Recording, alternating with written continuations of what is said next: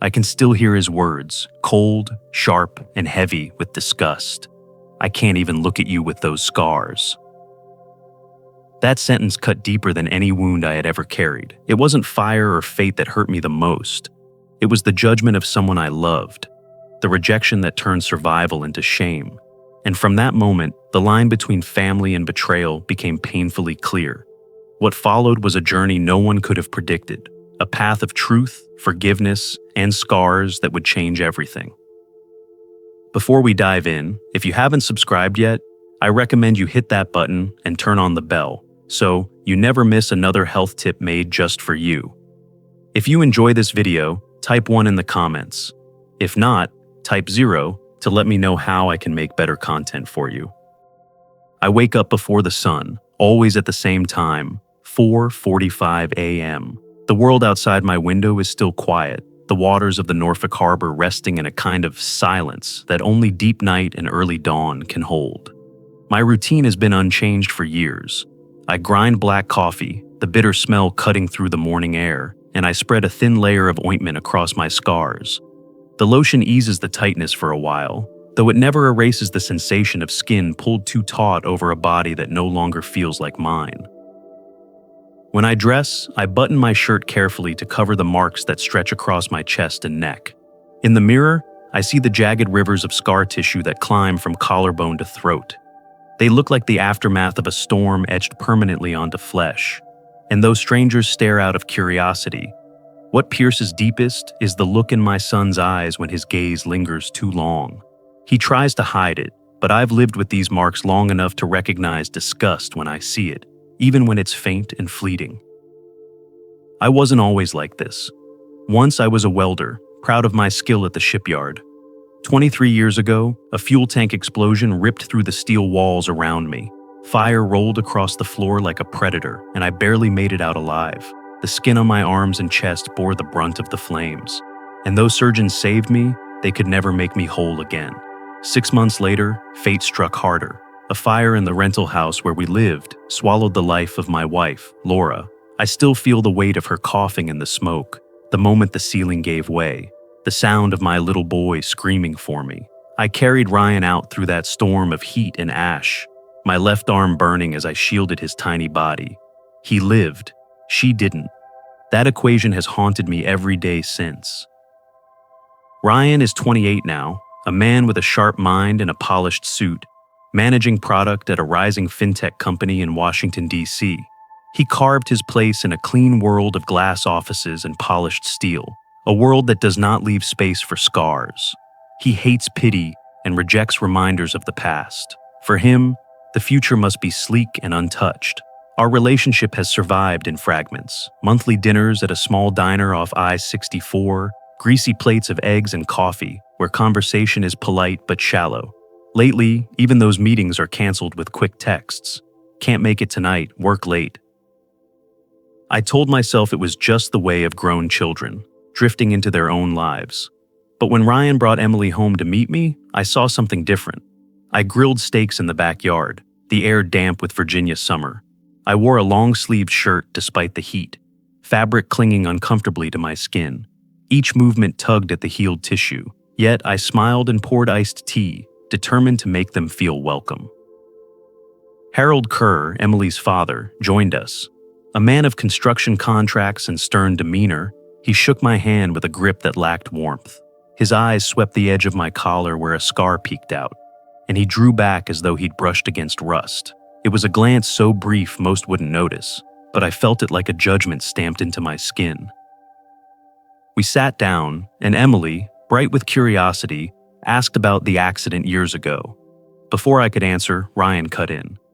"That's old history," he said, steering the talk to his latest project launch, smiling too wide as if to bury the question. I chewed my steak in silence, listening as laughter filled the table, my story erased as though it had no place among them. I had grown used to silence. For decades, I had carried my history alone, letting strangers assume what they would. But that evening, something sharp lodged inside me. The gulf between my son and me was no longer just distance. It was rejection, a disowning of the very marks that proved I had once saved his life. Later, as I carried the dishes inside, I caught their voices on the porch. Ryan leaned close to Harold, his words low, but not low enough. "I just can't stand looking at those scars at the wedding," he said. The words cut deeper than fire ever did. I stood in the kitchen, hands shaking over the sink, listening as the man I had pulled through smoke and flames confessed he could not bear the sight of what I became to save him. I did not step outside. I did not confront him then. I only stood there, letting the night swallow me whole, knowing that the bond between father and son had shifted into something fragile, something on the verge of breaking. If you're still watching and feeling the weight of this beginning, drop a number 1 in the comments so I know you're with me. A week after the barbecue, the email arrived. The subject line was simple: engagement dinner, Kerrfield Hotel. I opened it at my kitchen table, the soft hum of the refrigerator filling the silence. Ryan's words were polite, professional even, like a memo drafted for a colleague. He reminded me of the dress code, black tie. He mentioned the venue with a kind of pride that was almost palpable, but it was the last line that rooted me to my chair. "Dad, please don't roll up your sleeves. Try to stay discreet." I stared at the screen, my coffee cooling untouched beside me. The request wasn't about formality, it was about me, about hiding the marks I carried. I typed a short response. "I'll wear a dark suit. Don't worry." Then I shut the laptop, but the words hung in the room like smoke. I had always believed my scars were mine alone to bear, but in that moment I understood that to my son, they were an embarrassment, a threat to the image he wanted to present. That night, I pulled out the old metal box from under my bed. Inside were the remnants of a past I never escaped: the fire department's report, charred photographs, yellowed doctor's notes, even a thank you card from the union. I leafed through them slowly, feeling the texture of each page against my fingertips. My mind wandered back to the night Laura died. I remembered the shriek of the fire alarm, the crash of timber as the ceiling gave way, the thick black smoke that clawed at my lungs. Laura's coughs echoed in my head, broken and wet, while Ryan's cries pierced through the chaos. I could still feel the small weight of his body in my arms as I shielded him, my own skin blistering with heat. Those scars were not random disfigurements. They were the proof that he had lived. Days later, at Sunday service, the pastor asked quietly what I prayed for most. I surprised myself by answering honestly, "That my son will look past the skin and see my heart," I said. The pastor nodded, but his eyes carried a kind of pity I didn't want. Emily called one evening. Her voice was bright, kind, full of excitement. She said she was working on a slideshow for the wedding reception, a timeline of photos from their childhoods, their families. She wanted to include pictures of Ryan and me together, even some from the hospital, to show how far we'd come. I was touched by the thought, but before I could agree, I heard Ryan's voice in the background. He cut her off quickly, his tone clipped. "Just childhood photos, nothing from the hospital. We don't need that." Emily hesitated but didn't argue. I swallowed the sting and said I understood. After we hung up, I sat alone in the dim light of my living room. Ryan's voice replayed in my head. He didn't want the story of survival, didn't want the evidence of what his mother and I endured. He wanted only the polished version, the clean arc of success that erased the messy truth. Later that night, scrolling through my phone, I saw his latest post on LinkedIn. The headline read, "From chaos to clarity, building clean systems." The image showed his hand resting confidently on a glass table. Smooth skin, manicured nails, flawless. To him, it was a symbol of order. To me, it felt like a rejection, as though the chaos etched into my flesh had no place in his narrative. I closed the app and sat in silence. For a long time, I considered not going to the engagement dinner at all. Maybe it would be easier to fade into the background, to let him construct his life free of my scars. But another thought took root.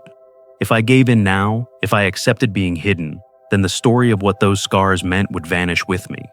I could not let that happen. The next morning, I drove to the county records office. I filled out a FOIA request for the official report of the fire that killed Laura. I wanted the truth written in ink, not just the fragments of memory I carried. The clerk looked at me with a hint of curiosity as I signed the forms, but said nothing.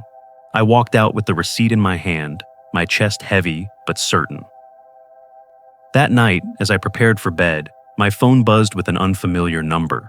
I almost let it go to voicemail, but something in me answered. A woman's voice, calm and steady, came through the line. "Mr. Hale, this is Inez Wallace. I was a nurse in the burn unit years ago. I cared for you after the accident." I sat upright, gripping the phone tighter. "Yes," I said cautiously. "I've kept some recordings from that night. Voice notes, medical dictations. You may want to hear them," she continued. "They might help you understand what really happened. They might help your son understand too." For a long moment, I couldn't speak. The silence hummed between us, filled with all the years of unanswered questions. Then I said, "Send them, please." When the call ended, I sat alone in the dark, the glow of the phone screen still warm in my hand. For the first time in decades, I felt the possibility that the truth I carried might not be mine alone to bear. If you're still watching and sensing how the tension is starting to rise, comment number 2 below and let me know you're following closely. The Kerrfield Hotel gleamed like a palace that night, its ballroom drenched in golden light, reflected through chandeliers that sparkled above the crowd. Waiters in white gloves moved with mechanical grace, balancing trays of champagne flutes. A string quartet played soft strains of Vivaldi in the corner. Everywhere I looked, people were dressed to perfection. Tailored tuxedos, sleek gowns, polished shoes clicking across marble floors. I arrived early, as I always did, taking a seat near the far wall, where shadows softened the edges of the room. My black suit felt heavy on my shoulders, but I had promised Ryan I would follow the dress code. I wanted to blend in, but the weight of my scars was impossible to disguise. I could feel them beneath the fabric, a reminder of the fire that had carved me into something the world struggled to look at. Pride warred with unease in my chest as I watched the room fill with faces I did not know. This was Ryan's world, gleaming and untarnished. Mine had always smelled of smoke and iron. As I studied the polished silverware on the table, Harold Kerr slipped behind me. His cologne arrived before his words, sharp and woody. He leaned close, his voice pitched low so only I could hear. "Some guests are sensitive to unpleasant sights," he murmured. I turned my head, meeting his eyes. "Do you want me to leave?" I asked. He smiled thinly, not denying it. "I want everything perfect for my daughter." Then he walked away, leaving the sting of his words embedded like glass shards under my skin. The evening began with speeches. Ryan stood at the podium, handsome in his tuxedo, his smile confident. But when his gaze swept across the room and landed on me, it faltered for half a second, a tiny crack in his composure that no one else seemed to notice. I saw it, though. I always saw it. I lifted my glass when the toasts began, determined to play my part. But as I did, the cuff of my sleeve slipped. A patch of scarred skin caught the light. A murmur rippled through the guests at the next table. One woman's fork froze halfway to her lips. Another man shifted uncomfortably in his chair. For most of my life, I had hidden. That night, something inside me refused to retreat. Slowly, deliberately, I pulled my sleeve higher until the full map of my scars was visible. The murmurs quieted. Every eye seemed drawn to me. My voice was steady when I said, "These scars saved my son twice, once at the shipyard and once in our burning home." The silence that followed was thick, as though even the violinists had forgotten their music. Emily's eyes widened, confusion flickering across her face. Ryan's hand tightened around his glass until I thought it might shatter. Harold's jaw locked so tightly, I could see the muscle jump. The hotel manager tried to steer the moment back on track, signaling the musicians to play louder, but the air had shifted. No one could look away. Ryan crossed the room with long strides and seized my arm. He pulled me into the corridor just outside the ballroom, his voice low but sharp. "You're ruining this night," he hissed. I met his anger with calm. "You ruined us first," I said. I reached into my pocket and drew out the small USB drive I had received from Nurse Inez. I pressed it into his hand. "If you want to know why these scars exist, listen to this, then decide what you believe." Ryan stared at it, his expression wavering, but before he could answer, Harold appeared in the hallway. His voice was steel. "There's nothing to hear." The past already condemned him. Ryan looked torn, caught between us. He pulled out his phone and, with a trembling finger, opened a photograph. He held it toward me. It was a copy of an official report, one I recognized immediately. The words leapt off the page like flames. Possible negligence of homeowner contributed to spread of fire. At the bottom was my name, my signature. Ryan's voice cracked as he whispered, "I've read this, Dad. I thought you were the one who caused it." For a moment, the ground tilted beneath me. I had carried these scars for decades, but hearing my son speak those words, that he believed I was the reason his mother died, was a wound deeper than any fire had left. I drew in a slow breath, steadying myself. The night had reached its turning point. Whatever came next, nothing between us would ever be the same. If you're still watching and can feel the heartbreak building, type number 3 in the comments so I know you're right here with me. The hallway outside the ballroom smelled faintly of polish and perfume, but to me it was filled with the thick weight of accusation. Ryan still held his phone in his hand, the photograph of that fire report glaring back at me with my own signature at the bottom. His voice trembled with anger and betrayal. I could see in his eyes that he believed it, that the fire which had taken his mother was somehow my fault. I steadied my breathing. "That signature," I said slowly, "was not me admitting guilt. It was a civil liability form. It was the only way the insurance company would pay for your surgeries after the fire." Ryan shook his head, disbelief sharp in his features. "Why would you sign something like that if it wasn't true?" "Because your grandfather, Judge Langley, insisted on it," I replied. The name hung between us like a heavy stone. He was in the middle of a re-election campaign. A public scandal about faulty rental housing would have destroyed his reputation. He pushed me to take the blame. He told me if I signed, you would get the best care, the skin grafts you needed to survive. If I refused, there was no guarantee the insurance would cover it. Ryan's expression faltered, confusion rippling across his face. "Grandpa?" "Yes," I said, pulling a folded packet from my jacket pocket. "And here is more." I handed him the FOIA documents I had requested. The wiring in that rental house was illegally patched together. The repair work was incomplete. This wasn't my negligence, it was a job botched under the protection of Langley's influence. Ryan's hands shook as he glanced through the papers, but doubt lingered. His voice was quiet but sharp.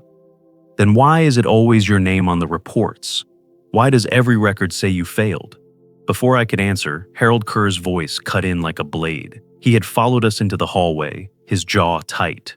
"Because men like him always have excuses," Harold said, his eyes narrowing at me. "It's easier to blame the system than admit you were careless." I felt heat rise in my chest, but I kept my voice calm. "I was there, Harold.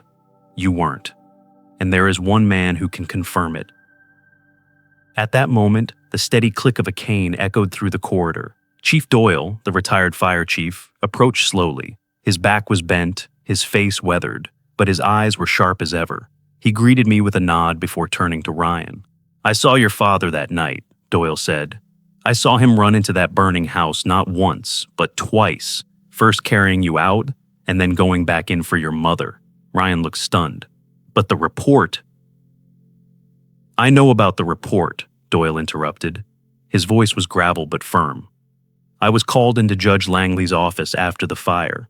I was told to keep quiet, to let the narrative stand for the sake of the community. I watched your father get pressured into signing those papers. He didn't fail you, Ryan. He saved you." Ryan's shoulders sagged, as though the weight of years pressed down all at once. He whispered, "But his name, it's still there. The signature is his." Doyle looked at him with pity. "Yes, he bore the burden so you wouldn't have to. He let the world see him as negligent so the insurance would flow, so you'd have a chance to heal. He chose your life over his reputation." I turned to my son, my voice steady though my throat burned.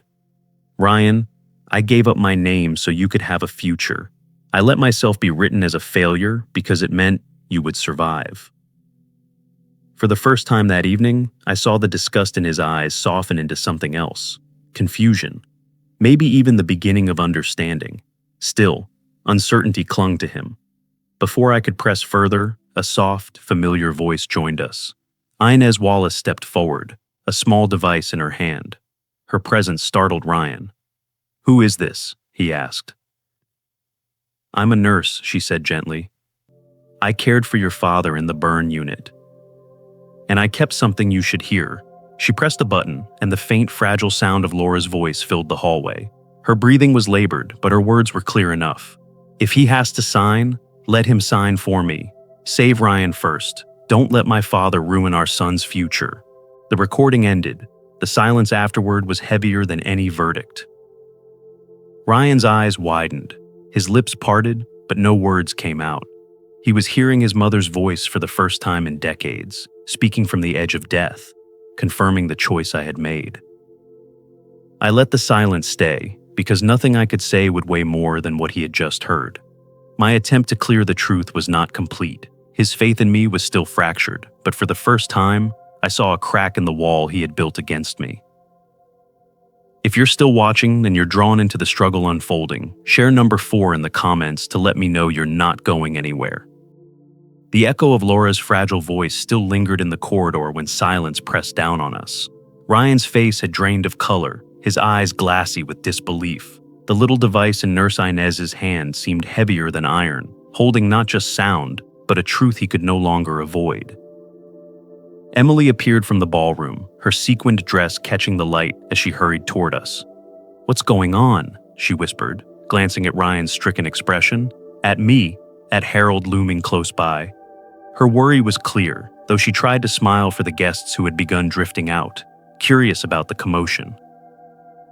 Harold was the first to break the silence. His voice cut through the air, cold and sharp. That recording could be fabricated. Anyone with software can manipulate voices these days. Don't let this sideshow derail your evening.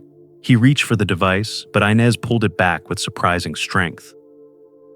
Ryan's voice cracked, trembling between anger and pain. Why would my mother say that? Why would she warn against her own father destroying my future?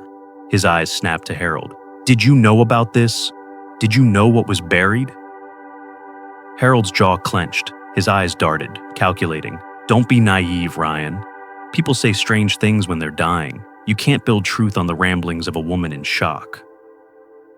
The words burned through me like fresh fire. My fists tightened at my sides, but I forced myself to stay steady. "Don't you dare speak of her that way," I said, my voice low, controlled. Laura knew exactly what she was saying. She knew her father and your company were covering their mistakes that killed her. Murmurs rose behind us. A cluster of guests had gathered, drawn by the tension. Their gowns shimmered, their tuxedos crisp, but their whispers carried unease. I caught fragments. The house fire, negligence, the boy's father. The past was clawing its way into the present, refusing to be hidden any longer. Ryan stood frozen, his hand trembling at his side. Emily reached for him, gripping his arm. Her voice was soft but firm. "Ryan, you have to choose, the truth or the image you think will keep everything clean. You can't have both." Her words seemed to slice him open. He turned toward Harold, eyes burning now. "Did you know?" he demanded, his voice louder this time, drawing the crowd's full attention. "Did you know what happened in that house?" Harold's composure faltered. A bead of sweat rolled down his temple. "That's not the point," he barked. "The point is—" "No," I interrupted, stepping forward. "The point is this." I pulled a folder from my jacket, the one I had carried like a shield. I unfolded the diagrams, the inspection notes, the electrical schematics marked with red slashes. This is proof the wiring in that rental was patched illegally. The company Kerr signed off on repairs that were never finished. Your company, Harold. And Judge Langley silenced every warning to protect his seat on the bench. Gasps fluttered through the crowd. I held the papers high so there could be no mistake, no retreat into rumor. I stayed silent once. I signed what they demanded for my son's survival. But I will not stay silent now. The weight of my words filled the air. Ryan's eyes darted between the folder and Harold. His lips parted, as though to speak, but another voice broke in before he could. From the crowd, an elderly man stepped forward. His cane tapped against the polished floor as he moved. His face was weathered, but his eyes were alive with recognition. He pointed at me, his hand trembling. "I know you," he said, his voice quivering but strong enough to carry. "I lived across the street from that house. I saw you that night. You carried that boy out with your skin burning, while the fire took the roof. You saved him with your own body." The crowd stirred, whispers rising into a wave. Ryan turned, staring at the man as though the ground beneath him had shifted. The color drained from Harold's face. "Enough," he growled, slamming his hand down on the decorative table beside him, sending glasses rattling. His voice rose to a shout that silenced even the murmurs. "Enough of this circus.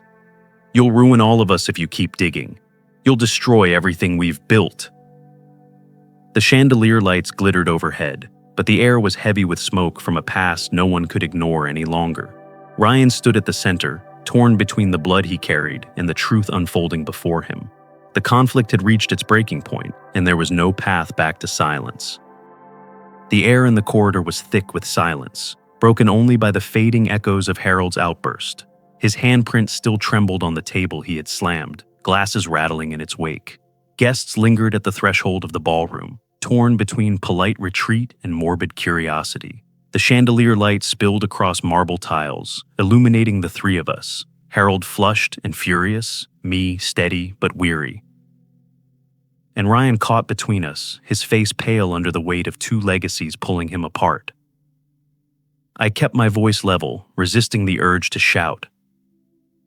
"You have to decide for yourself, Ryan," I said, meeting his eyes.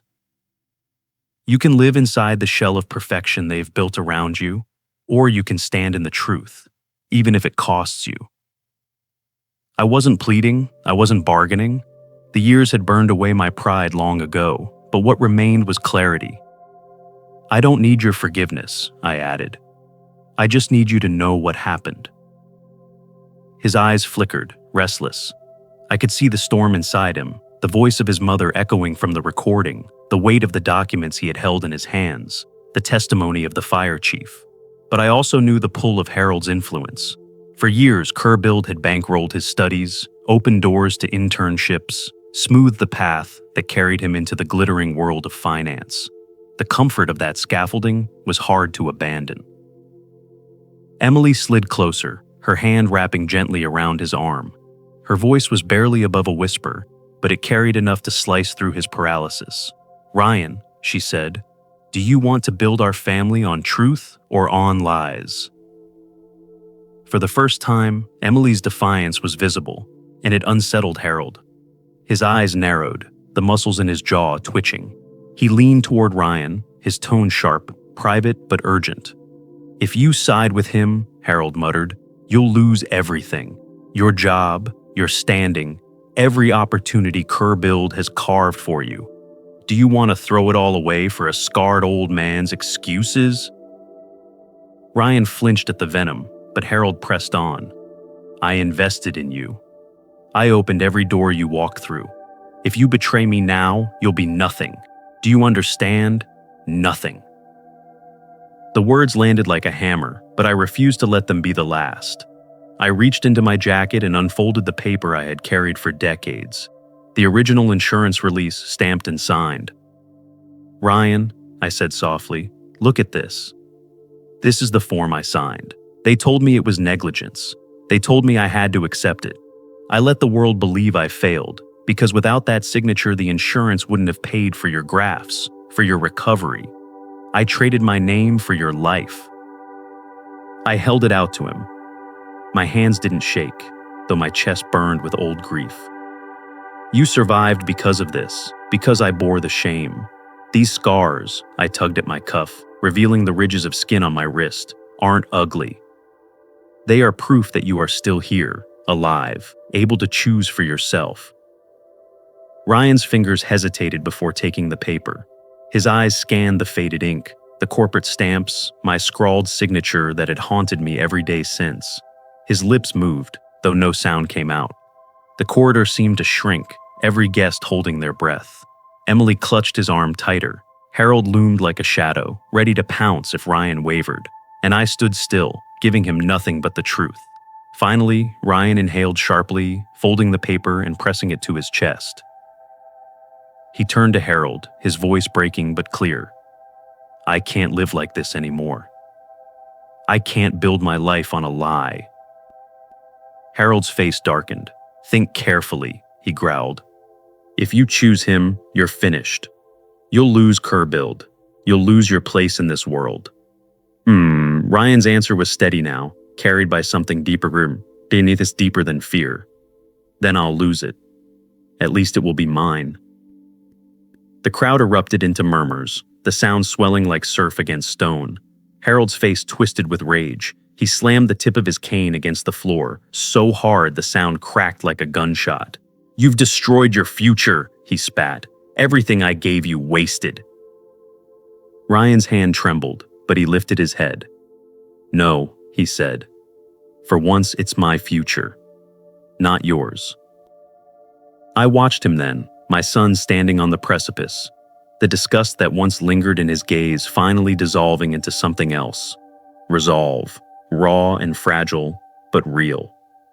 For the first time in years, I let a sliver of hope pierce through the ash that had settled over my heart. If you're still watching and the weight of this decision is keeping you hooked, drop number 6 below to show you're right here. The ballroom never returned to its polished rhythm after Ryan's words.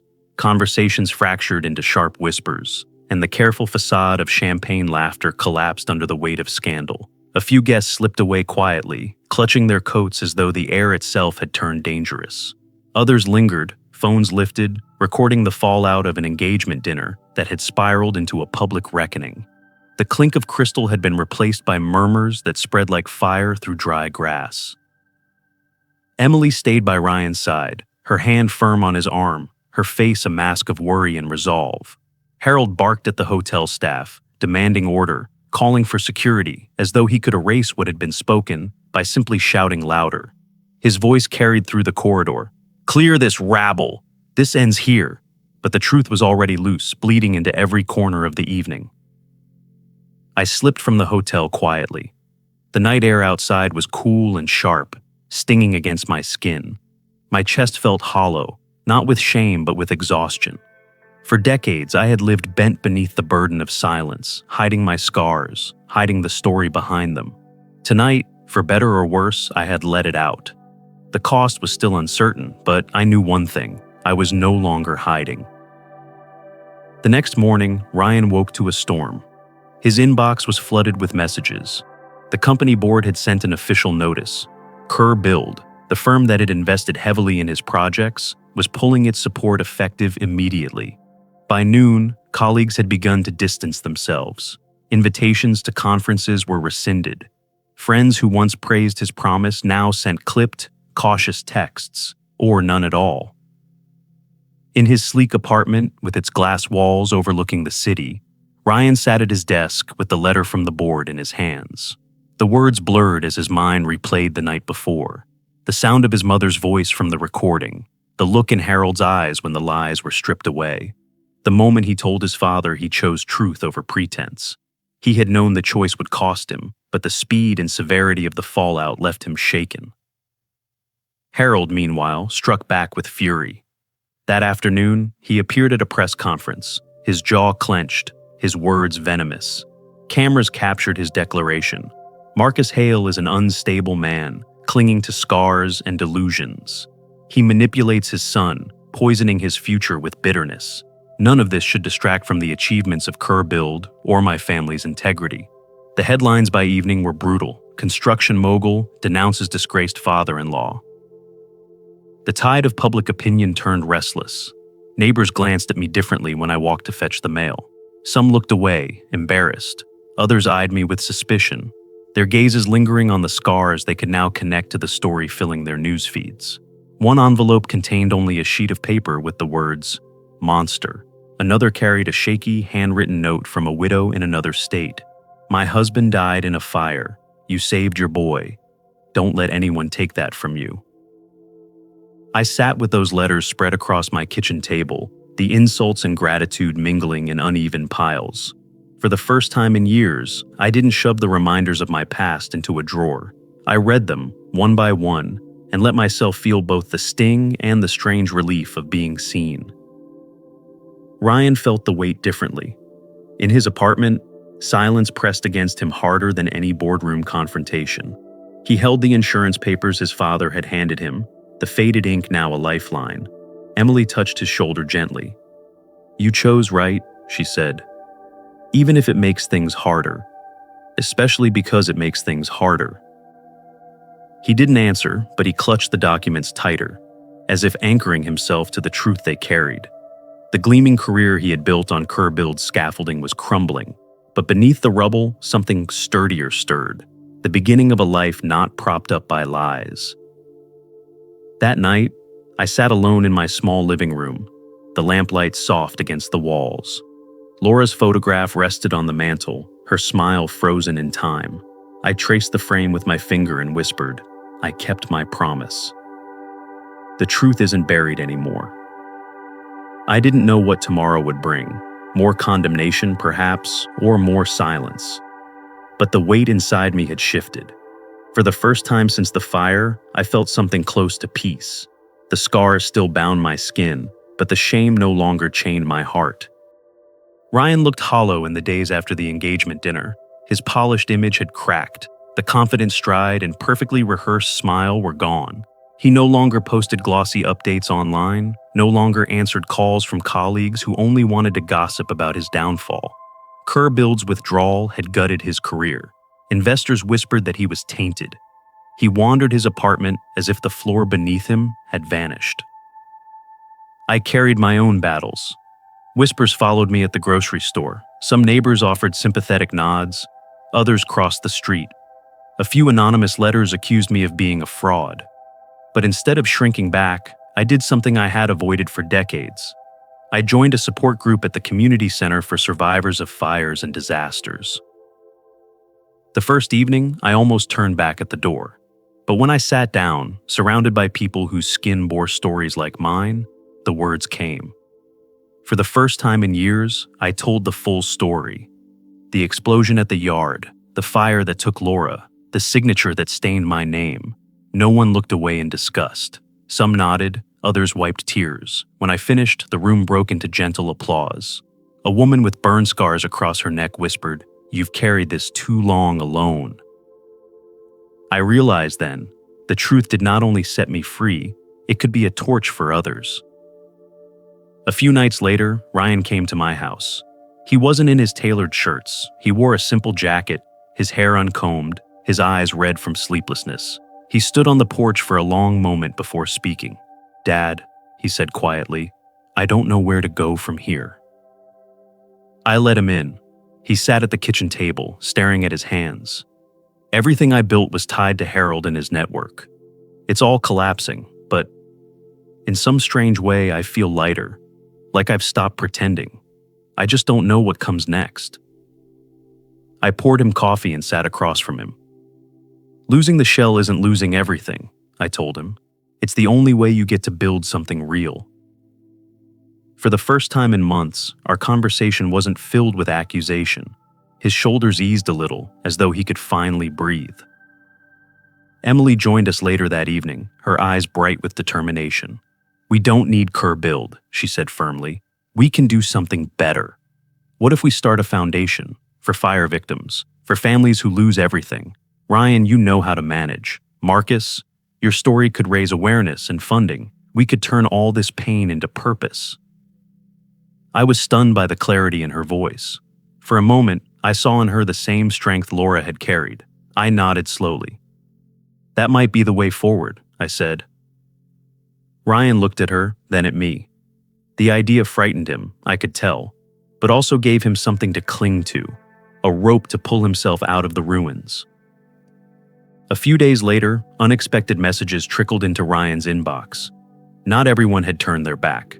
2 former colleagues wrote privately, "If you launch something genuine, count us in."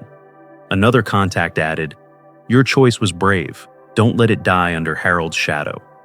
These weren't grand promises, but they were enough to spark hope. For me, the turning point came with a phone call. A local television station reached out, asking if I would be willing to speak on record about the fire, about the silence I had carried. The producer's voice was gentle. "People need to hear your side, Mr. Hale. They need to see the man behind the scars." I hesitated, fear tugging at old instincts. But then I remembered the support group, the faces that had leaned forward when I spoke. Maybe it was time. That evening, Ryan stopped by again. He looked at me differently, not with disgust, not with fear, but with a quiet resolve. He tapped at the folder of documents I had given him. "I want to help you tell this story," he said. "Maybe that's how we start, by not hiding anymore." His words filled the room like light breaking through smoke. For the first time in years, I didn't feel like a burden chained to him. I felt like a father, and we, finally, felt like a family standing on the same side. I looked at him, my voice rough but steady. "Maybe this isn't the end of anything," I said. "Maybe it's the beginning." If you're still watching and you feel the shift towards something unexpected, comment number 8 below so I know you're walking through this with me. Months passed before the noise of scandal quieted into something more bearable. The news cycle found new controversies to chase. The whispers in town grew less frequent, and the fiery debates on social media finally dimmed. But the echoes of what happened at the Kerfield Hotel remained etched in every corner of my life and in Ryan's. We could never undo what was said, what was revealed, or the fractures it caused. Yet from those ruins, something different began to grow. Ryan and I started meeting regularly, not at polished restaurants or in hurried moments, but in the quiet of my home and in the planning sessions of a new venture we dared to call the Laura Foundation. It bore his mother's name, her memory, her sacrifice. Ryan insisted on it. "If we're going to build something honest," he told me one night, "then it should start with her." The foundation's mission was simple: to support fire survivors and families who had lost everything to flames. Ryan poured himself into structuring the nonprofit, using the skills he had once devoted to corporate strategies and polished quarterly reports. Emily, with her warmth and organizational talent, connected us to local media, planned events, and charmed donors into listening to a story most had once avoided. As for me, I became its reluctant but necessary face. The man with scars who once hid from every camera now stood at podiums, telling the story no one else could. At first, it was terrifying. My voice shook, my hands trembled as I rolled up my sleeves before a crowded school auditorium. Rows of students stared wide-eyed at the pale ridges of tissue that crossed my arms. I expected recoiling, whispers of disgust. Instead, the silence in the room was respectful, attentive. I spoke about the night of the fire, about the cost of survival, about the weight of silence and the liberation of truth. When I finished, applause erupted, not polite, but full, heartfelt. A small boy with burn marks across his cheek came forward, hugged me, and whispered, "Thank you for showing me I'm not ugly." I had to step away to wipe my eyes. That moment shifted something in me. For decades, I thought my scars were chains. Now they became bridges, connections to others who carried pain, who needed proof that survival could be more than shame. Ryan's transformation was no less profound. The suits he once wore like armor gathered dust in his closet. He worked late nights drafting proposals for fire safety education, networking with hospitals, setting up partnerships with therapists and burn centers. His apartment grew cluttered with folders and sticky notes instead of sleek awards and plaques. One evening, as we packed envelopes for donors, he admitted softly, "I thought losing Kerbuild's support meant losing everything. But I see now, I've found what I was meant to do." I looked at him then and saw not the polished young man who once looked at me with disgust, but my son, the boy I had carried through flames, now carrying his own weight with integrity. Meanwhile, Harold's empire cracked. Journalists dug deeper, uncovering patterns of corner cutting and cover-ups tied to Kerbuild. Lawsuits sprouted, contracts dissolved. He held press conferences filled with anger, but the world no longer bent to his words. Watching from afar, I felt no triumph. Justice had its own rhythm, and I was only a witness. Truth once buried has a way of clawing to the surface. The real victory was quieter. One evening, Ryan and Emily came to my house for dinner. The table was set with simple dishes: roast chicken, potatoes, and a bottle of wine. No photographers, no chandeliers, no staged speeches. Just us. Ryan poured me a glass. Emily laughed as she told stories from her work. And the three of us lingered long after the plates were cleared. For the first time in years, I felt Laura's presence, not in grief, but in peace. I could almost see her at the table, smiling, content that the pieces of our family had been stitched together again. Not perfectly, not seamlessly, but honestly. As I sat back in my chair, I thought of the long road that had brought us here. The fire had taken her from us, the lies had separated father and son, and the scars had haunted every step. But now those same scars were no longer just reminders of loss. They were proof of survival, of resilience, of the strength to face what had once been unbearable. I lifted my glass quietly and whispered to myself, the truth hurt us, but it set us free. And in the end, it gave me back what mattered most, my son. The late afternoon sun stretched across my porch, painting the yard in hues of amber and gold. I sat back in the old wooden chair, feeling the familiar creak under my weight, and allowed the quiet to sink in. The house no longer felt like a prison of memories. Instead, it had become a place where reflection came naturally. I thought about the fire, about the years I spent hiding behind long sleeves and silence, about the moment my son looked at me with disgust, and about the long road that had led us here. The scars on my arms caught the light as I lifted my glass of water. Once I would have tugged my sleeves down, too ashamed to let them breathe in daylight. Now, I studied them openly. Each ridge, each line told a story that words alone could never capture. They were no longer reminders of what I had lost, but of what I had endured. And I realized then that scars, visible or not, are something every human being carries. Some are burned into skin, others are hidden in the folds of the heart, but all are part of the same truth. Survival has a price, but it also has a gift. For too long, I had feared that my scars defined me as broken. I thought my son would never see past them, that the world would always look at me as less. But I had been wrong. Scars did not define the end of a story. They were the ink that wrote survival. They said, I lived through fire and walked out the other side, and that mattered more than any polished exterior or perfect lie ever could. As the air cooled and the sun began to dip, my thoughts turned to Ryan. There was a time when the bitterness in his eyes had nearly destroyed me. I had believed our bond was severed beyond repair, cut by words spoken in anger and disgust. Yet, the truth had worked in ways I could not have foreseen. When everything false crumbled, only the raw honesty remained, and it was enough to rebuild on. Forgiveness hadn't erased the pain, but it had loosened its grip, given us both space to breathe again. Family, I now understood, is not held together by appearances or silence. It is stitched from truth, from the courage to face wounds without flinching, and from the choice to love despite flaws. In Ryan's return, in his willingness to build something real alongside me, I found the proof that even fractured bonds can be mended if both hands reach across the break. And then there was Laura. Not a day passed without her memory lingering in the corners of my mind.